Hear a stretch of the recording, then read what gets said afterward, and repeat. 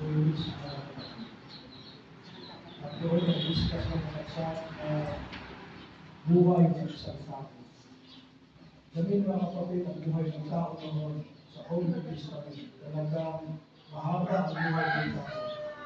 Dito sila, umabot siya ng 969.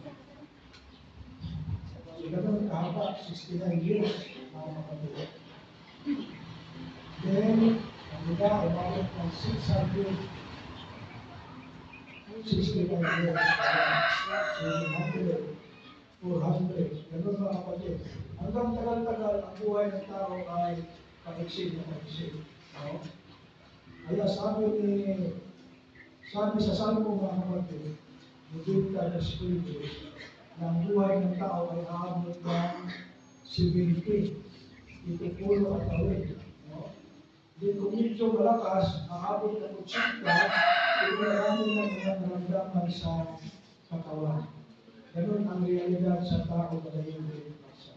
Pero ang plano ni Apo Diyos mga kapatid, yung ginawa ng tao, ito ay mamuhay na masaya kasama ang Panginoon. Pero kung dumating ang kasalanan sa sanlibutan ng pagsali, doon at simula na ang tao ay magkasakit, ang tao ay lumanda, ang tao ay lumatay.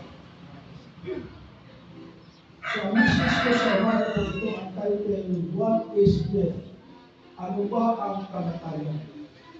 Ang awit kanina mga kapatid sa ating mga kapatiran dito sa tubig, sabi doon, na kahit pa man maangkin natin ang buong sanlibutan, kung mapukaw o mawala ang ating kaluluwa, kaya kasi hindi tayo maligtas, ay useless ang lahat.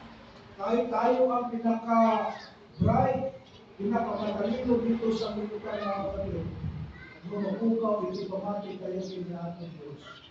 Useless ang lahat kayo. Kasi kaya ang ating Diyos na ating kayo ng salamat.